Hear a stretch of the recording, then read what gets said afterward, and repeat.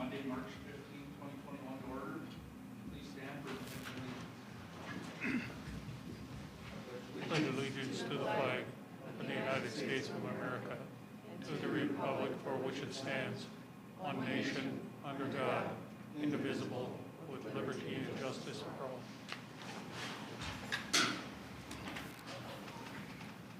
roll call.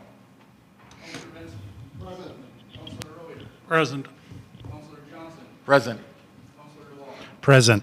Mayor Ward is present as well. Mr. Ward, I can't hear you, Mr. Mayor. Oh. Please let the minutes reflect Attorney Bray, James Gidmeyer, Chief Gaddis, Administrator Rich, and Megan Jordan are also in attendance. Looking for a motion to approve the minutes from the City Council meeting held on Monday, March 1st, 2021. So move. Councilor Johnson made the motion. Is there a second? Second. Second by Councilor DeWall. Any further discussion? Hearing none. All in favor say aye. Aye. Oppose? Motion passes. Looking for a motion to approve the agenda. Make a motion to approve the agenda. Councilor Reuter made the motion. Is there a second? I'll second that. Any further discussion? I'd like to add 6H, law enforcement request under new business. Is there any other discussion? Hearing none. All in favor say aye. Aye. Oppose? Motion passes. At this time, we'll take comments and suggestions from citizens present. Due to the meeting being closed to the public, we are taking phone calls at 218-628-6289. If you have a comment or suggestion, please call now.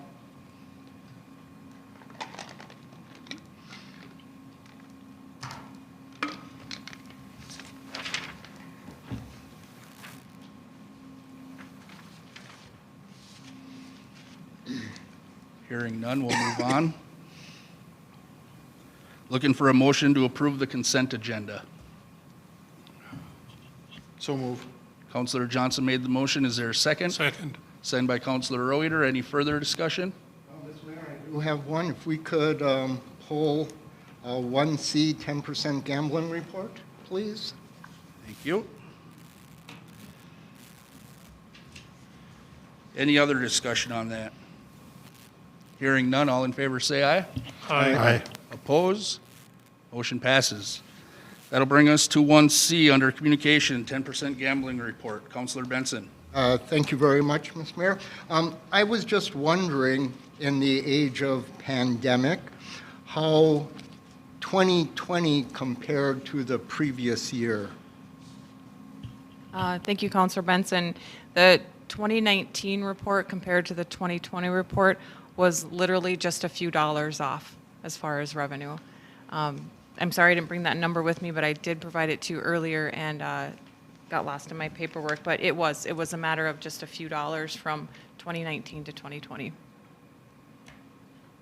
I think that's a testament to people who play pull tabs that in 2019 we had 5 establishments.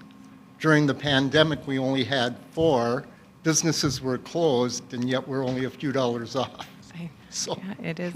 You Thank wouldn't you. think it's that way, but it was. that's interesting. Thank you. You're welcome. Thank you very much. Thank you. Any other discussion on 1C? Hearing none. Do we need a motion to accept that report? You do not. Do not? Okay. That'll bring us to 6A, Transportation Plan Presentation. Mr. James.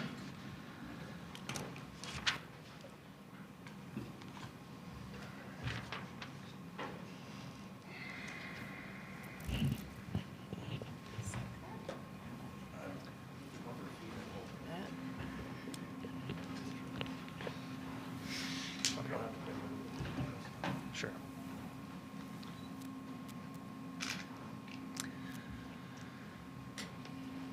Well, thank you. Thank you for having me here today. My name is James Gidmeyer. I'm a transportation planner with the Duluth Superior Metropolitan Interstate Council, and we helped work on the Proctor Transportation Plan. And who, Jess, are you running the slides? Okay.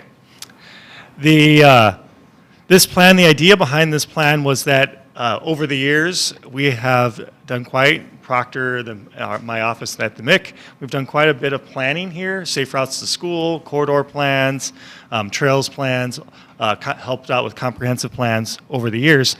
But there wasn't really one cohesive vision for what's going to guide transportation in the future. And and with MnDOT having a project coming up, we were really thinking that we needed to have some kind of really a guiding vision for this. And so MnDOT's project is on US Highway 2, and it's scheduled to come up in the next 5 or 6 years. And so this was the time to really kind of take a look what's the plans are all that are out there, and kind of pull them all together into one comprehensive vision. So next slide. So as you can see, it's the community vision, pulling together, as I said, all the past plans, and then, but also wanted to note two additional really important things is that the projects, the upcoming projects that will take place in Proctor Transportation Projects will be multi-jurisdictional. MnDOT has Highway 2, but Proctor will have a role in that. Anything with the Highway 2 and 2nd Street intersection will involve St. Louis County. The 2nd Street itself would be a St. Louis County City of Proctor project working together. Other jurisdictions, obviously DNR with Kingsbury Creek. So any project kind of really being worked on in the near future that we're seeing, especially anticipating in the next 10 years, would be something that would require multiple jurisdictions to be involved in. So the steering committee that we formed for this included representatives from the jurisdictions that all have to be involved. And I wanted to note, last point on this slide is that while this is a vision and we have some concepts and graphics in there, each project will have its own design process, will also go through its own public engagement process, and so what the final design looks like will be determined at that time. But this is what's brought forward in this plan are concepts and ideas of things that actually can happen, though. They do meet engineering and design standards, so it's not just pie in the sky. It does meet standards and things like that. So it is, those things can happen, but like I said, we anticipate that the final design will be determined during those individual project design processes. Next slide. This is blurry. It is in the plan. A copy of this is the map of all of the recommendations, and that is in the planning document. And I think that's on the city's website, correct? Yep. So it's on the City of Proctor's website. You can find it there. It's also on the MIC's website, which is dsmic.org. There's also a video that goes along with this. I think it's 3 to 4 minute long video, and I highly encourage everybody to take a look at the video. It was done really well and really explains this process really well. Next slide. There are a number of recommendations in this plan, not as no surprise, but it does organize what we see as the kind of highest priorities, what should we start with, and then moving on over the next 10 years or so. And so, as you can see, we have 10 years of kind of timeline on here, and there are a few low-hanging fruit concepts, and the ADA assessment, that is something we realized during this planning process that we should make sure that Proctor has. That's a requirement for federal funds or anybody working on federal funds that Proctor would have that. So that's something that, and that's something the MIC can work and help Proctor out with in the future. That's not something just on Proctor by themselves. But there's a lot of discussion on like, well, what's the first thing that we can really do that would make a difference? And there's a safe routes to school recommendation about connecting Bayview Elementary. So of course, this is the first thing we can do is really not in the city of Proctor, but in the city of Duluth, but it's a part of the Proctor plan. And it's these connections to that elementary school from 2nd Street, Orchard Street, and Zenith Terrace. And I guess that's a good point. I forgot to mention that the plan does extend beyond the city of Proctor limits because from a transportation perspective, people aren't stopping because that's where the city line is. And so we had the area as kind of the cohesive greater Proctor area. So we included Zenith Terrace, Midway, the neighborhood in Midway, and as a part of this. So then the next three, the short term, are the projects that are really coming up. As I mentioned, MnDOT has a project on Highway 2 that's coming up. And so we put a lot of actually energy and effort into that. Like I said, MnDOT will come through with a process, so this won't be the last time you see it. Really, to me, this is like the first time, the kind of the initial input, and then there will be a lot more ahead. Second Street, that's something we've heard of over the years, that Second Street here in Proctor is a priority and we'll need to have some work done. And so we looked at that corridor as well. And then Highway 2, a need for some kind of multi-use, whether pedestrian, bicycle, skateboarding, all of that kind of a multi-use path from this facility here, the community center, to the Boundary Avenue intersection. And so looked at that. And then long term, the big question in all the years I've been doing this work, I've been up here 17 years now, there's always been discussion about I-35 and how does that interplay with Proctor. And so that's a long term. This plan doesn't have a specific recommendation on that, as that will really start to shape up more when there is going to be what we're anticipating to be kind of an I-35 study for this area that will really we'll take a look at that. And then the Munger Trail Spurs, a few years back, Proctor did a trails plan, and then actually there was a follow-up one that Proctor and Hermantown worked together and completed a trails plan to guide this Munger Trail Spur connection. That plan actually does, the Proctor Hermantown plan makes that trail eligible for the DNR legacy dollars that the state of Minnesota has. So, and then looked into more routes and things. And so this plan does look into those and starts to prioritize where to start, really where to start. And a big thing on that one is usually with our trails plans, we're thinking of like we'll start from, in this case would be the Munger Trail, and then work our way up. But that's not always has to be the case. A good example is the Gitchigami Trail, the trail that goes up the North Shore. You kind of build the segments that work the best and will have the most impact and the highest level of use. And that was the lens that we took with this Munger Trail Spur, that the segments that would get built are the ones that will have the highest benefit for the city of Proctor. And those are the ones more around the core of the population, which is makes sense, of course. And so, but then as the other segments come, it really will be what can be done, what is ripe for development, ripe for happening, and then working on that. And so it may, the plan didn't specify, because I guess I get this asked this question quite a bit, is, well, after the kind of the central corridor of the Munger Spur Trail gets built through Proctor, does it go south or does it go north? And that really is a Proctor decision, and we didn't say which direction it should go in this plan. It really is, but that depending on the situation where it should go after that. So next slide. So now we're moving into some graphics that are in the plan, but of the different projects. And we wanted, a big part of this planning effort was to show concepts. As a planner, I can do I can put it all in words, but it doesn't really inspire people or draw people into like, whoa, what is this? And so the concepts really do help kind of showcase and depict the ideas that are discussed. And so what you're seeing here is US Highway 2 as it's running through the central part of Proctor, what we're calling downtown Proctor, and what can be done. And so Highway 2, we actually demonstrated last summer, I guess, or late summer, early fall, a couple of demonstration projects to take a look at what could be done to kind of calm Highway 2 and make it a more pleasant environment for people, especially in the core, in that commercial core, so that Highway 2 isn't having a negative impact on what can happen in that core area. If we could calm it down, calm the traffic down, then it'll make it better for everybody, including the property owners along it. With also still continuing to move traffic efficiently through the corridor. So it's kind of trying to find that balance. And so some of these concepts are really, that's what they're really focused on, is how do we calm the traffic coming through. And I know when we were putting in the demonstration project at the corner of US Highway 2 and 2nd Street, the trucks were just coming one after another, as all of you know that live here, and they didn't really slow down with us out there, and that was unusual. And the other times I've done these kind of demonstration projects in the street, all the traffic really does slow down.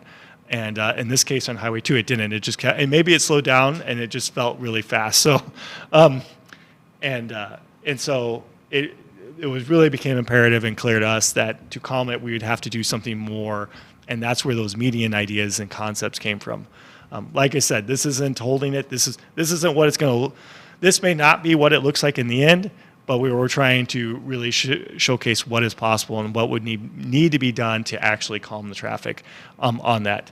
And so these median concepts came in. Next slide. And then here's a picture of the downtown area showing it actually is wide on the side where the businesses are. It's wider, trying to move the road further away from the moving traffic, further away from the front of those businesses to give more space and make it more comfortable. And so so that's the kind of the design of trying to create a more human space in the downtown that people would spend time in, that would be pleasant. It has a lot of advantages, as many of you know, all of you know. There's a lot of traffic that comes through here, but it isn't an enjoyable environment to spend time in. And so how can we do that? And there is, like I said, a mix of trying to slow traffic down to a comfortable speed where it's not feeling uncomfortable to be there for those businesses. And I think a great example here, and while Lincoln Park Craft District is not on the highway, but what the features they've done to make it a comfortable human environment, and then how that's helped to kind of grow that district. There are opportunities here to do that, but Highway 2 has to be, when we have the opportunity, has to be, the right design has to be in to ensure that's a possibility. So next slide. The bump outs you're seeing here, they're called curb extensions or bump outs. We did demonstrate a couple of those over, in the late summer, as I mentioned. And the original idea behind those bump outs, there's really two things behind that. The first thing is that in order to do public engagement, we wanted to put something out there, a change on the street that the citizens of Proctor would notice and then would respond. And so we did capture, I know all of you, I'm sure heard about them at some point, had to answer questions about them. So I thank you for that, because a lot of stuff when we do that, we don't make your life easier when we do these things. But we did want to capture the people's attention and to realize that this plan is going on. The original thought when we were doing the planning for this, setting up this process, was before COVID-19, before the pandemic, and so we were going to tie this in with the Hoghead Festival and really get a lot of community engagement. But of course, with the pandemic, we weren't able to do that, but we still proceeded with the demonstrations and did an online survey. Wasn't as successful as it would have been if we were able to be out there during the Hoghead Festival with everybody out there, but we did still got a lot of input from them.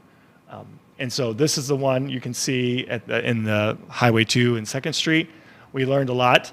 And so there's just some kind of a design concept of what could be installed as a part of that MnDOT project in the future. It's not saying this is, like I said, I'll keep repeating, it's not saying this is exactly what's going to go in, but it did tell us what could be done and how it would work.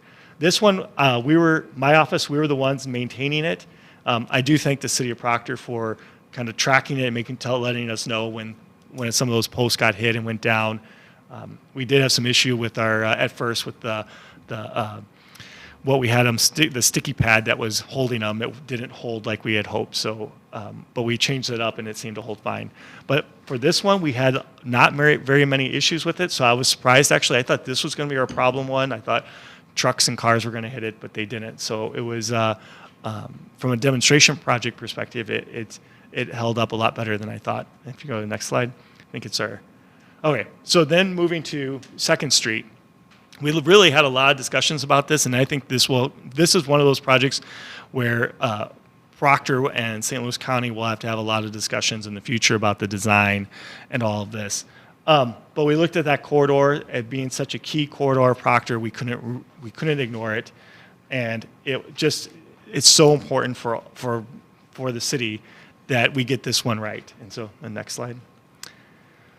So we came up with some design concepts of especially going towards the schools that would not prohibit students, would encourage students to those who wanted to walk or bike to school, that they would have a corridor that would, really enable them, make it comfortable. What we use in the kind of the planning world is an 8 to 80 lens. It means an 8-year-old or an 80-year-old be comfortable walking this corridor or bicycling this corridor. And all kind of in all ages and all abilities. So whether you're, need help with, a stroller or a wheelchair, whatever your abilities are, that this would be a corridor that you could take through the central part of Proctor. So that's the design lens, and this is just one concept of how it could work. If you go to the next slide. We focus too on the middle and high school complex, and how do we make that better? And so making a better crossing there at 9th, 2nd Street and 9th, and then connecting that into the front doors of the buildings on both ends of the middle and high school. So we are looking at even at that to make sure it's fully connected. Next slide. And then this is the one that did cause us lots of trouble. This is the bump out at 2nd Street and 5th Avenue. That right turn, as all of you know, onto 5th, that was a never-ending problem for us during the duration of that demonstration. We focused on it because it had been identified in the Safe Routes to School plan for these schools as a intersection that was key to improve, to make it safer.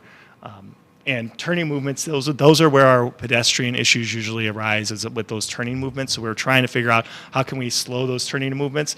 But we slowed them down more than we had anticipated. During our observations, it was really clear. We could see that bigger vehicles, trucks, buses, school buses, very much had difficulty trying to navigate this. This design tried to modify that and make that corner even easier than it was how we demonstrated. But like I said, this will need more thoughts and study, look at it of how we could do that. It's that 2nd to 5th corner that was the issue there. So, but we did hear comments both ways too, and that it did calm traffic down, but that it was too kind of annoying as well. So we heard both. We kind of heard the positive and negative on that. So next slide. And that's the plan. Like I said, it really is a guiding document for the future, especially with these upcoming projects. It does give examples. In the plan, there's a lot more even about trees, how to make trees survive, things like that, and in these projects. So, but with that, I will be happy to answer any questions.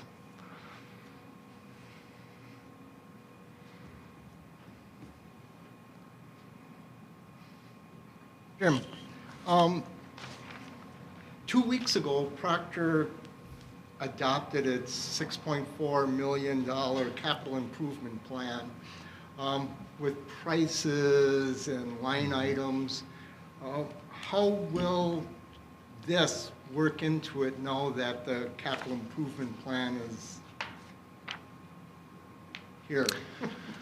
Well, I'll reference Jess a little bit on this. What I can say is the MnDOT project, MnDOT will be involved in that as well, but for these additional features, it would be a City of Proctor expense. So there's that negotiation of what does the city want, what will MnDOT pay for versus what will Proctor have to pay for.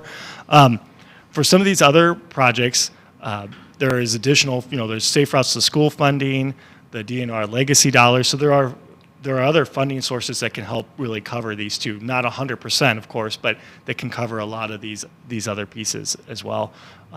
And then because it's a transportation plan that we've also worked on, it does make it, for our funding sources for federal funding, it will support MIC plans, MIC funding sources. And one program we have is transportation alternatives, which some of this would be able to be funded through transportation alternatives. Of course, that's getting in line and competing against other jurisdictions. But with this, it has really strong planning support for things. So there's some of that that will be from a funding perspective of what can. Now, priorities. I guess I'd hand it over to Jess. Yes, sure. So Councilor Benson, I can comment on that. I would look at the capital improvement plan, looked at infrastructure as far as water, sewer, and streets. This plan looked at multimodal transportation, so you can use the CIP, capital improvement plan, and compare it to this transportation plan, and at some point connect the dots. What is the priorities for streets? But it also addressed water and sewer, which this one doesn't do. So we could take the streets from the CIP, match it up with a prioritization from the transportation plan, and find a match for which projects we're going to tackle next.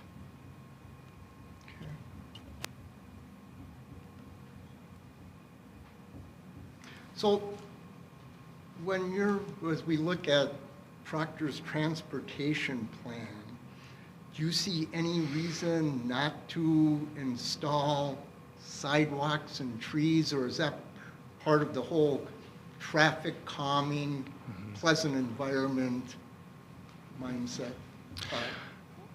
That is, it is from the multimodal perspective for residents to be able to move around, depending, creating a pleasant environment for them to walk around in. And walking would be one of the big things, is really important. And that's where trees come in really big, is it does make the environment much more walkable. It does actually, street trees really do help. There's been studies that street trees really do help with stabilizing property values along corridors. Those are features that actually can add to, sale prices and things like that. And so I don't have the percent of what that is, and I'm not sure exactly what that, what's that increase. It would be in Proctor specifically. So they do add to that, but they, like I said, from a walkable community perspective, and Proctor is really set up well to be walkable. The distances are of that, a mile, really a square mile area of really where the core of the Proctor population lives, and so those are really great walkable distances, and so it does add to that environment. So yeah. Thank you.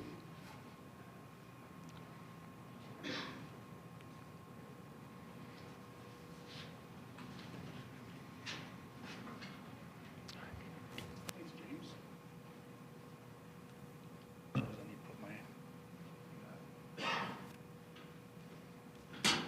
Was there any other questions for James?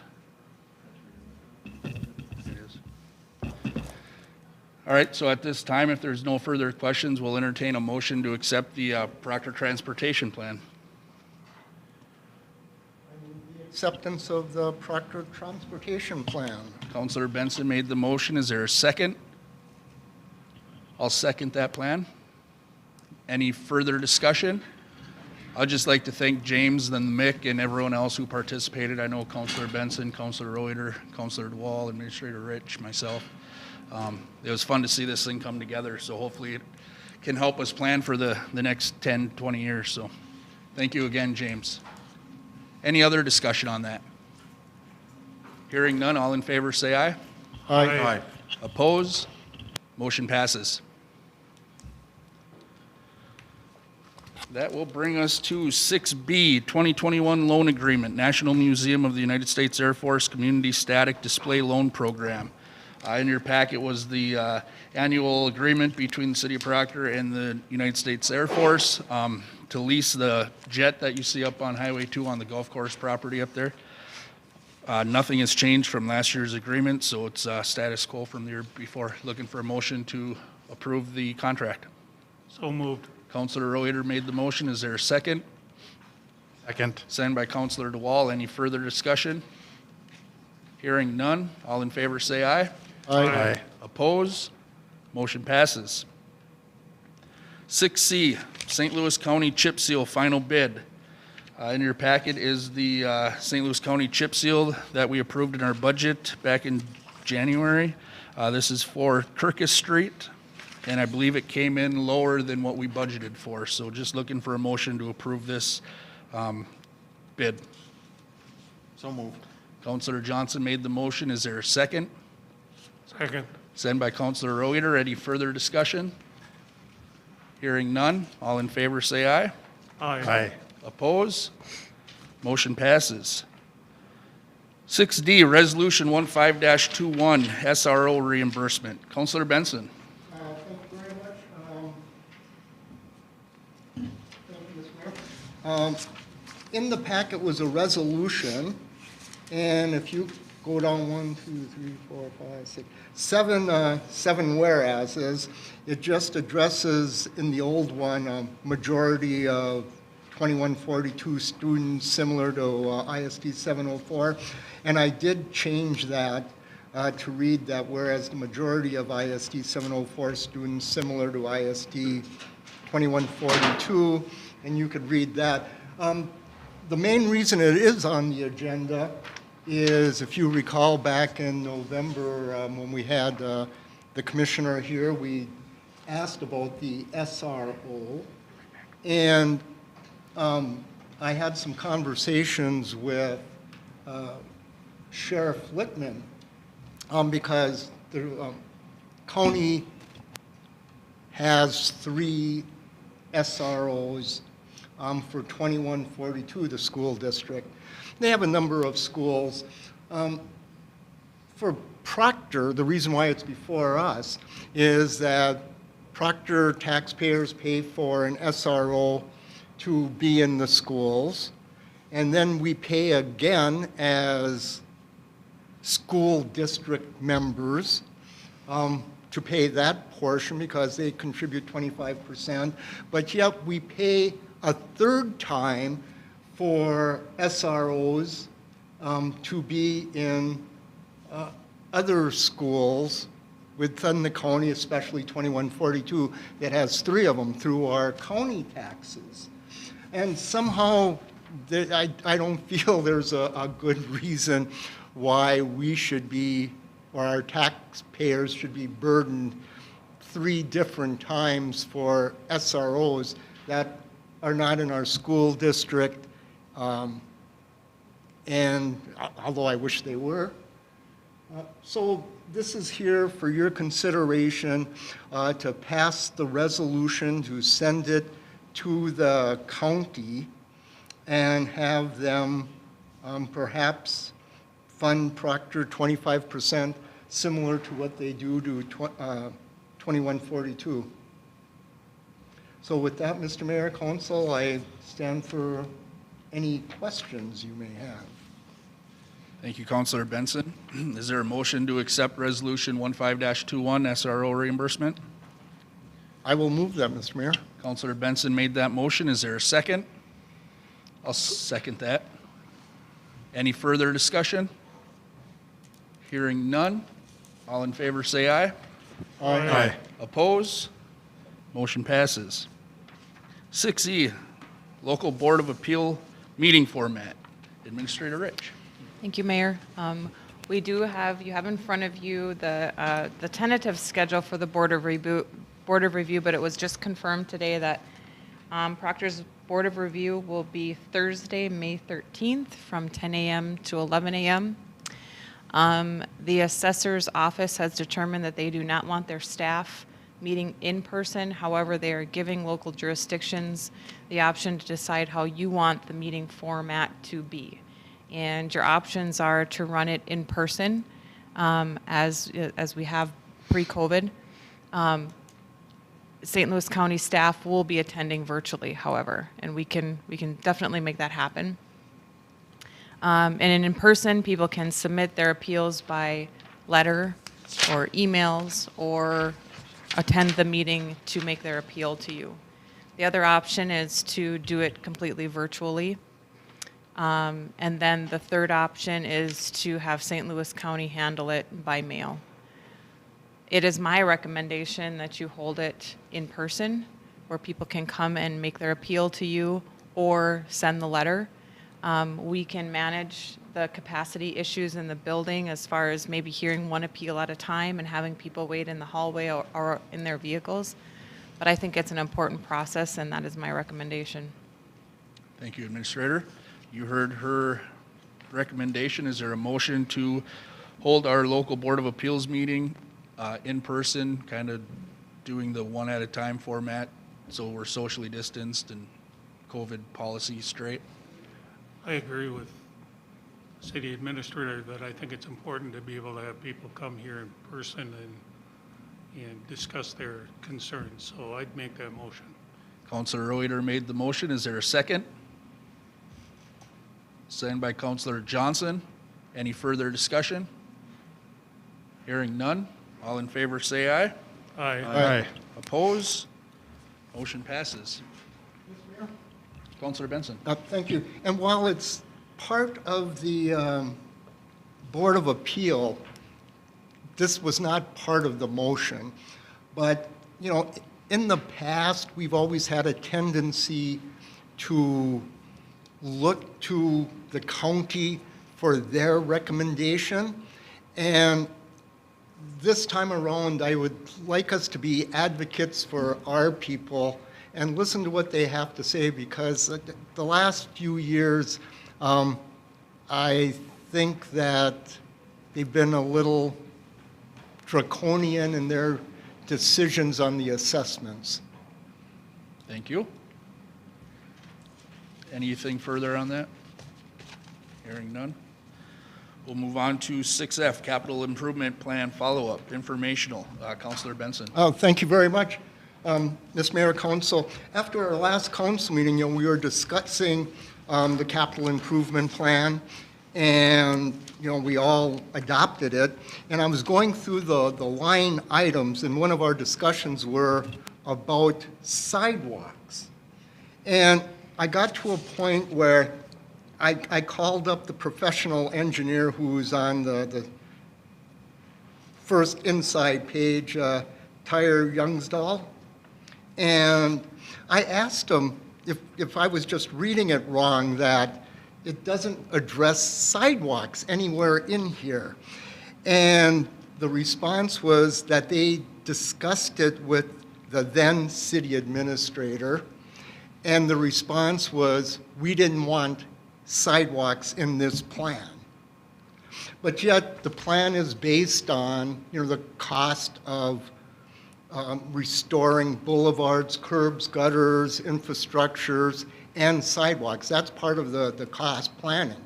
But yet we didn't have that. And the follow-up question was, well, how much trouble would it be to include sidewalks? Because, you know, part of the Proctor transportation plan that we just heard is, you know, making this community a walkable community. Sidewalks play an important piece, and he just said it would be a decent amount of effort to mobilize the surveyors, recalculate the cost within the plan. So as we go through these projects, I think we really need to, you know, give that some serious consideration as well. Because it's hard to believe that we're looking at, you know, $6.4 million worth, you know, in 5 projects, and sidewalks aren't addressed. So that was that, Mr. Mayor, Council. Thank you. Thank you, Counselor Benson. Any discussion on that? I know Administrator Rich did pass out a map. I'm not exactly sure. Maybe she could answer that, but it looks like we had kind of a sidewalk study done in 2016. Correct. And it kind of shows poor, fair, good, excellent, priority 1, priority 2. A couple of those have been resolved, like the 6th Street sidewalk was in poor, and that's been redone in 2017, that street project. But there is a study out there, a map that has kind of our sidewalk. But I agree with you, Councilor Benson, when those projects come up, it is something that we have to take into consideration and include in those projects. Anything further? Thank you. If there's nothing more, we'll move on to 6G, Legislative Agenda Update, Informational. Councilor Benson. Oh, thank you again, Mr. Mayor, Council.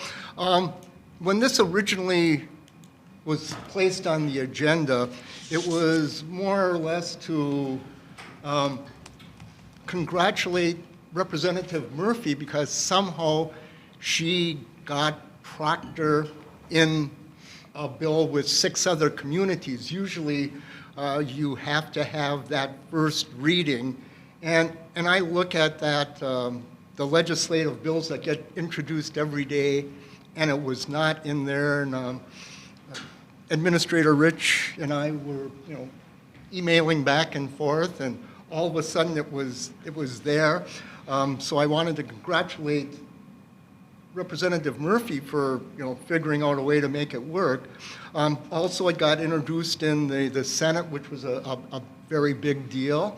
And then just today, I received a call, as did Administrator Rich, from Representative Murphy, letting us know that on Thursday, the House Tax Committee will be hearing the Proctor bill.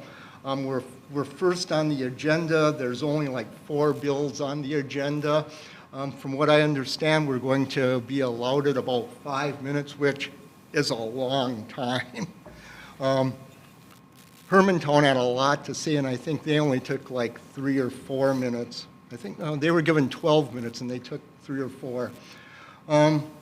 So yeah, we're first on the agenda. House File 1801 goes in front of Representative Paul Marquardt's committee. There's 16 members. The lead Republican, Representative Davis, is a supporter of Murphy's and a friend of Proctor. He has co-authored a couple of bills on Proctor's behalf, which has been huge. So I'm hoping for his support as well. So the next thought is who's going to be attending and testifying on behalf of the city. Any input from council on that? I know I have an idea. I think Councilor Benson does a fine job testifying down at the legislation. Well, thank you. And if I just might, and cities do it different ways. You could either have your city administrator or your mayor or both, or that third person, because, one, you want to give the technical piece, the other, the governmental legislative piece, and then you need to have one that's going to just give that unique background of why it really makes sense for our community. And I think we could do that within the 5-minute period. I think, and I don't mind being a part of it either, but I think Councilor Benson, you've taken the ball and ran with this one, and Administrator Rich has kind of plugged away with it on as well with you, and I think you two would do a fine job sitting in that. And I can most definitely be present as well if you'd like, but I guess council needs to give some direction here.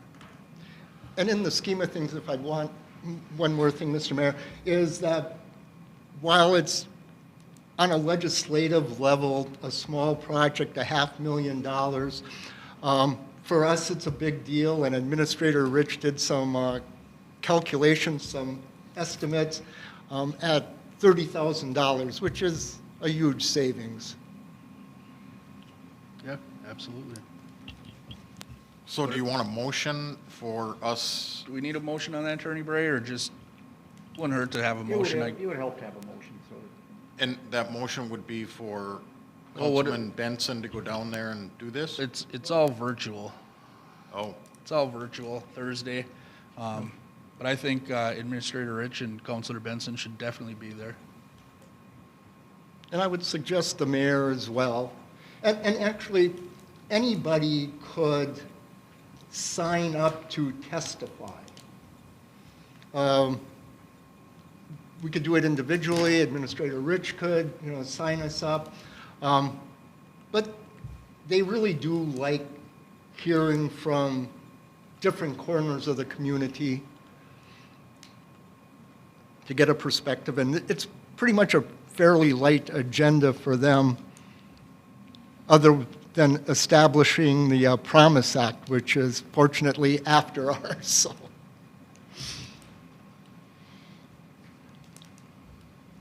That's it. I'll keep my mouth shut now.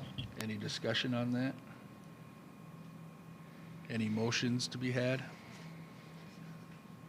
I'll make a motion to have Administrator Rich, Councilor Benson, and myself in on that Zoom meeting on Thursday at 1. I'll second that. Counselor Reuter seconds that. Any further discussion? Can- Is that good, Administrator Rich, Counselor Benson? I mean, we don't need any more participation or anything like that, do we? No, I think we should respect their time constraints and keep it short and concise. So Okay. it's good with me. Thank you. Any other discussion? Hearing none, all in favor say aye. Aye. Opposed? Motion passes. 6H, law enforcement request. Chief Gatus.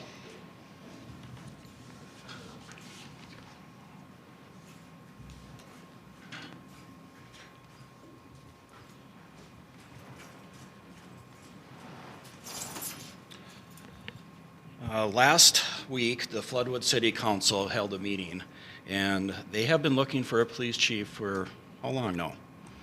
Month, at least?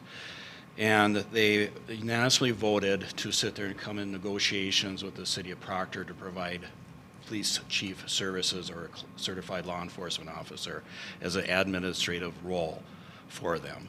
And they want us to help them out in the meantime while they are looking for a police chief.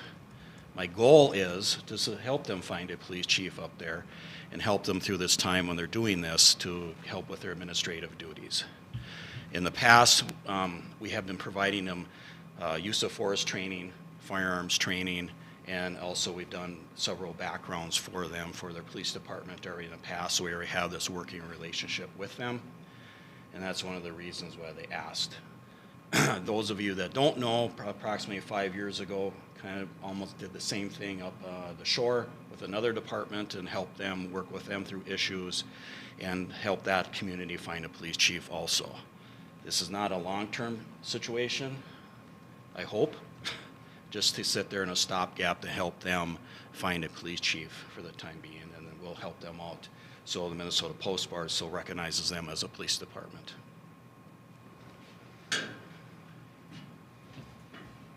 Thank you, Chief. So we'll look for a motion to approve their Floodwoods law enforcement request, and I'll go ahead and make that motion for discussion. I will second. Counselor Benson seconds that. Discussion be had. I guess, Chief Gatus, I got a few questions, four actually. Would City of Proctor, that would be our priority, right? If you were to take on this other role, our business comes first, Correct. even under an emergency situation Correct. up there? Secondly, can we do that with our employee levels right now? Right now, And they're your just, time commitment? they're just asking myself and maybe a little bit of help from the sergeant if they have a case or whatever, but it's basically administrative duties at this time. Okay. And in your opinion, we could take this extra work on? At this time, yes. Okay. And then I'm assuming there has been no talks on what it's gonna cost the city of Floodwood, but it wouldn't cost the city of Proctor to do any of this, correct? No, they will enter into talks with them about what they're gonna pay for this. Thank you, that's all I have, I believe. Any other discussion? How much time? Like in a week, or is For it the one time- day, 1 day a week? That, I would like to meet with the mayor and their police officer that they have up there, and Corey that works up there in the police department. I have to sit there and learn a little bit more about what is going on. What does Mayor Denoyer want? What does the community want up there too? You know, how much time? I don't think it's gonna be an exorbitant amount of time up there, but I'll have to find that out. Kind of like I did up in the shore. It did not hurt anything here. I did that after my hours I put in here, I would go up there and take care of that. Oh, so what you're saying then is like, if you put in 5 hour or 5 days a week here, it would be day 6 and maybe 7 up there? or I'm not hoping I'm not spending 2 days up there. I'm talking about, when I'll be at my 40 hours in here or 50 hours in here for the week, I will probably go up there, pick a day where I have to meet with the community or the mayor or whatever at that time, but whatever is here that's pressing, we will be dealing with that. And so I'm assuming there's a stipend included with this. We already have that built in the city ordinances where, like, when we work events like Snowcross, Hoghead Street Festival, that we bill out the entities for that already. So we already have that built in to reimburse the city. Okay, so the reimbursement comes to the city, not to you personally? Comes to the city, they'll be billed for my time. But the city will not, it's not going to come out of the police department's budget or the city's budget for the time that I spend up there. We will be billing the city of Floodwood for my time up there. That makes sense? So I guess with that being said, I would, and Councilor Benson, you'd have to agree, but I would like to withdraw my motion. If you want to withdraw your second, I would like to change it to direct Attorney Bray, Chief Gaddis, and Administrator Rich, along with the LMC and the Post, to, I guess, get into negotiations with the city of Floodwood to answer a lot of those questions of what it would cost, what they're willing to pay for Chief Gaddis' services. Would you be all right with that, Councilor Benson? I would, after a few questions. Have at her. You said, Chief, that the city council voted to start negotiations with Proctor. They held a meeting, held a meeting, and they want to use our services, use the police chief of Proctor to help them out as being the certified law enforcement officer. Not necessarily voting to go with us, but just kind of an agreement. Well, they want to sit there and have us provide that service. And I did pass along to the mayor St. Louis County's proposal to Floodwood. So we have those numbers to compare what the county was offering compared to what we might do. So the mayor asked, and I guess I will ask as well, is this going to leave us shorthanded? No, Okay. no. And Floodwood they had an interim chief. That individual is leaving or left. Correct. And they have a current chief that's on leave. The first chief was injured on duty, and then they had the interim chief come in after that. The interim chief has then received another job elsewhere. So this is why Floodwood is in this situation. And what about the chief that's on injury duty or? That I can't answer that. I don't know. Alls I know is they do not have a chief law enforcement officer at the present time. Okay. And the Minnesota Post Board would like them to have a certified law enforcement officer to oversee the department administratively. And it is state law that a city without a CLEO chief law enforcement officer cannot have a police department, which is why they're approaching us. Correct. Thank you. Okay. Any other discussion? I would just like to see that original motion pulled, because before I can agree to anything, no matter how much we anticipate that it can be off the clock, so to speak, there's going to be times where things are going to have to be discussed, decided.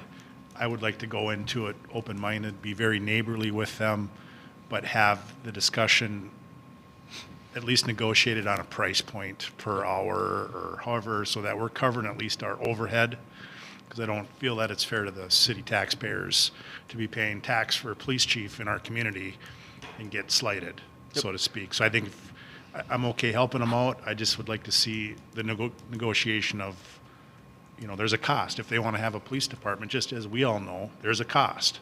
to have a police department. And I would just rather go into it knowing what we're going to bill them, and we may need to update some of that dollars per hour, because I think that's a little bit, I think it covers for maybe a normal patrol officer. Not necessarily does it cover for our chief or assistant chief, deputy chief. Well, and we need to discuss, you know, the fuel that it takes to get up there, up and back, and all the overhead. Yep. So, no, like I said earlier, I would pull my motion if Councilor Benson will pull his second. If I might, the application deadline for a new chief for Floodwood is March 26th. The last I looked at, it was open until filled. Oh, okay, so that got changed. Yeah. And to Mayor's point is that through the negotiations with city administrator, myself, and Bray, we'd be looking at joint powers agreements and would lay out all of those stipulations that Councilor DeWall is talking about. And yours too, fuel, maintenance, what have you. And that would be all worked out before this started. So basically, we're looking for approval to have those discussions. Was there any mention of the applicant, the loan applicant that they received? That No, they have? no. Okay. With that, I will withdraw my second, Mr. Mayor. Thank you, Councilor Benson. And with that, I will make a motion to direct Attorney Bray, Administrator Rich, Chief Gaddis to sit down with the Post, LMC, and the City of Floodwood to discuss their request for law enforcement assistance. And I will second that. Councilor Benson seconds that. Any further discussion? Time frame? Or getting a new chief, or the, For you going up there, if that were to happen, what is the time frame? the Post Board wants them to do something. So I would sit there and say, we're not going to have anything to you. I think 2 weeks, we should be able to have a document for you to look at and bring that and propose it to the council. And then as we look at that time frame, where do you see the ending time? I would like to see it as soon as possible, of course, but it all depends on if they get a qualified applicant up there. You know, Councilor Johnson, to answer your question, I think I would like to see an open-ended agreement that either party could terminate with a 30-day notice or what have you. So if it drags on for a long time and the council says, hey, this ain't working out anymore, we can give a 30-day notice and terminate that contract. That's what my recommendation would be on a termination date. But I would even be more strict than that. It could end immediately, Okay. whenever any party's uncomfortable with it. perfect, Um, perfect. Is that what you're asking? Yes. Okay. Yes. I would agree, because I think it's going to take longer than what we all think to replace that position in that community. So at least, like I say, we go into it knowing what the expectations are, give ourselves a way out if we need to.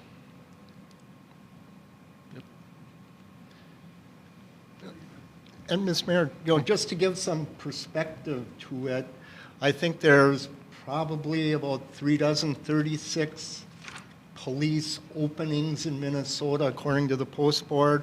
Maybe a handful or less are police chiefs positions. Evelyn just hired their police chief last week. And Brighting, who shares a Brighting has a police department they share with Tower. They just lost their police chief to Virginia. So they're trying to decide what they want to do.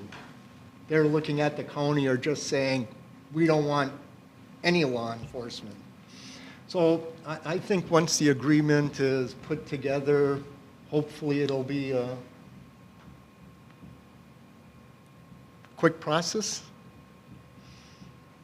May say something, Mr. Mayor. You know, these joint power agreements, we have one with Midway with the fire department. Other agencies up in the range have joint powers agreements. Gilbert covers Biwabic, so it's not out of the norm that there is agreements like this. Cloquet covers Scanlon.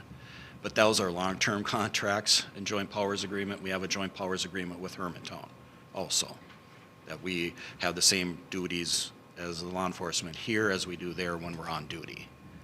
You know, so we have these agreements in place that we can kind of look at and adjust it to how it fits us and fits them. One last question I got. So after you all sit down and negotiate something, that'll come back to council for final approval? Thank you. Any other discussion? Hearing none, all in favor say aye.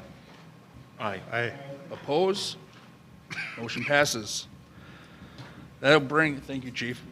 That'll bring us to 7, labor negotiations and attorney-client privileges. Looking for a motion to close the regular city council meeting, go to closed session per Minnesota Stat 13D subdivision 5 for employee contracts and economic development. So moved. Councilor Reuter made the motion. Is there a second? I'll second that. Any further discussion? Hearing none. All in favor say aye. Aye. Oppose? Motion passes.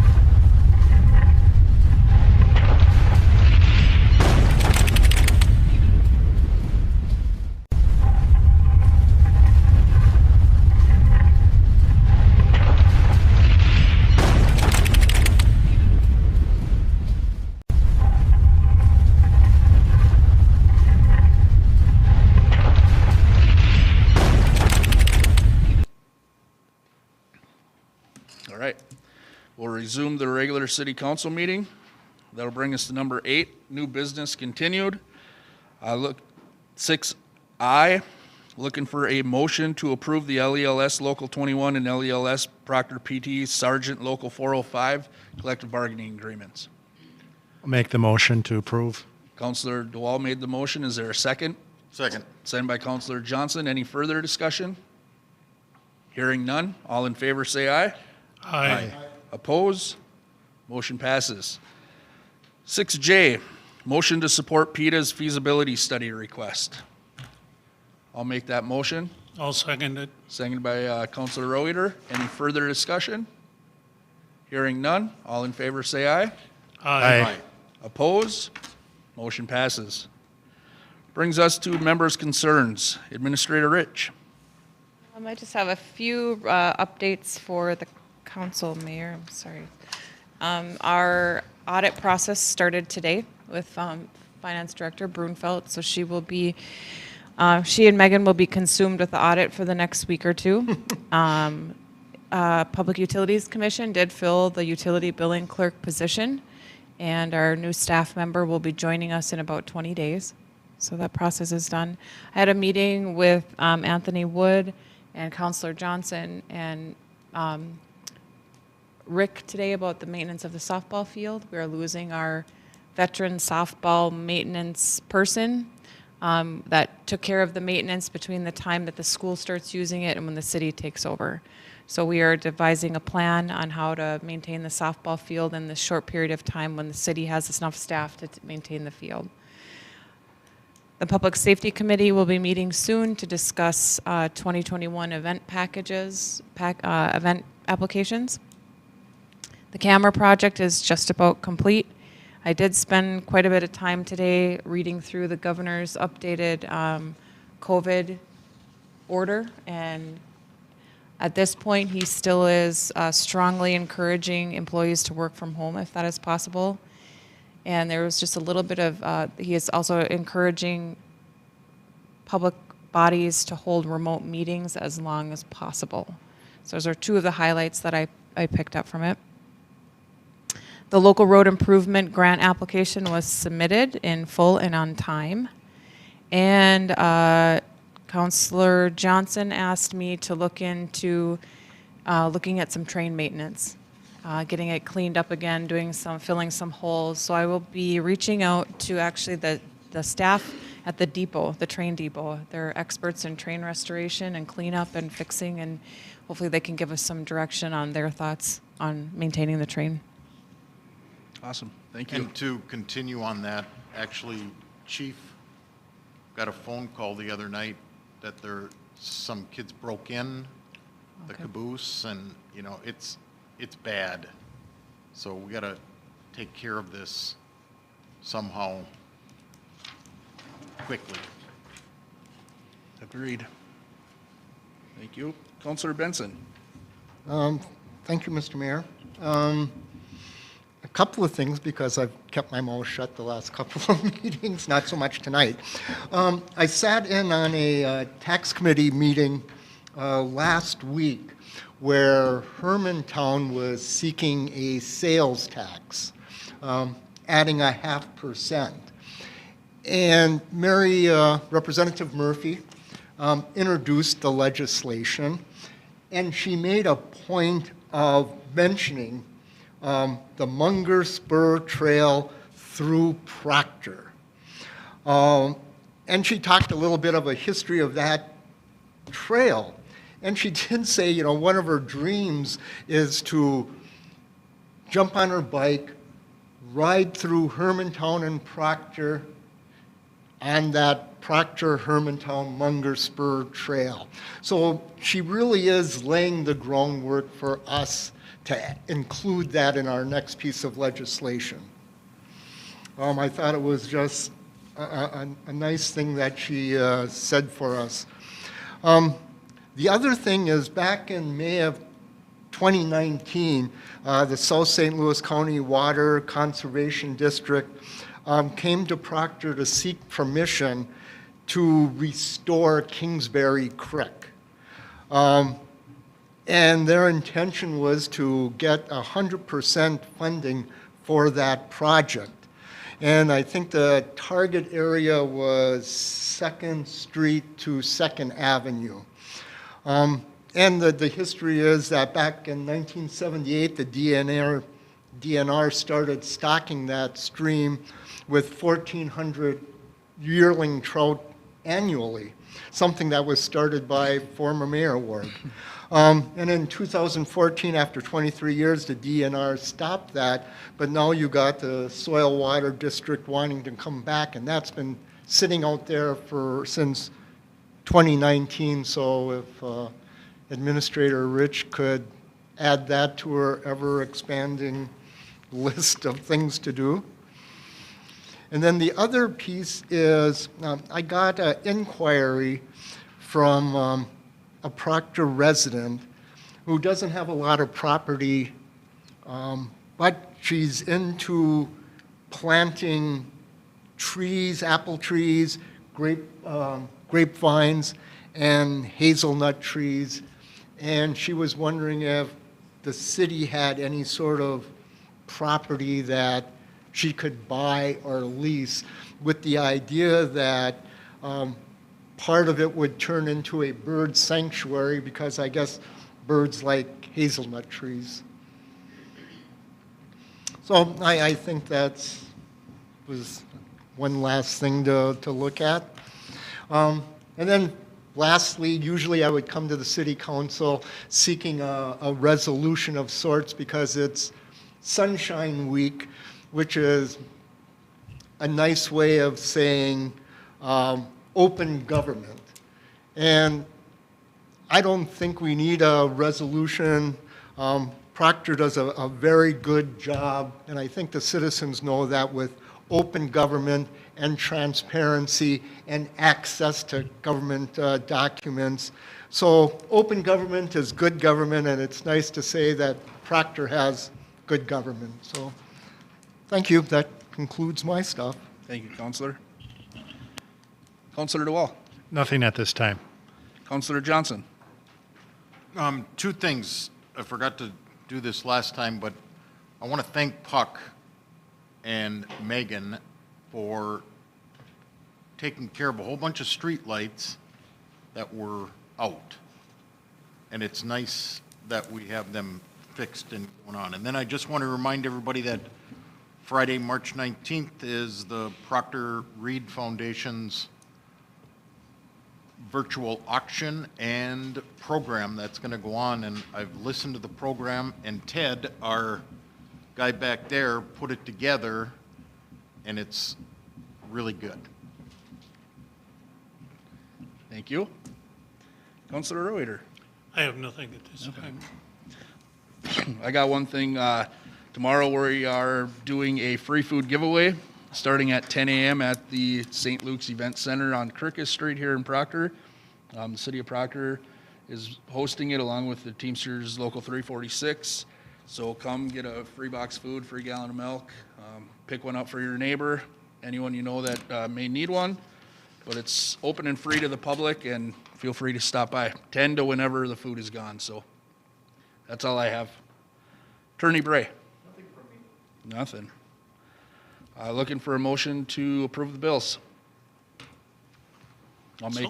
So moved. Counselor Reuter made the motion. Is there a second? Second by Counselor Johnson. Any further discussion? Hearing none. All in favor say aye. Aye. Oppose? Motion passes. Looking for a motion to adjourn. I'll make that motion. I'll second it. Counselor DeWall seconds that. Any further discussion? Hearing none. All in favor say aye. Aye. Aye. Oppose? Motion passes. Thank you.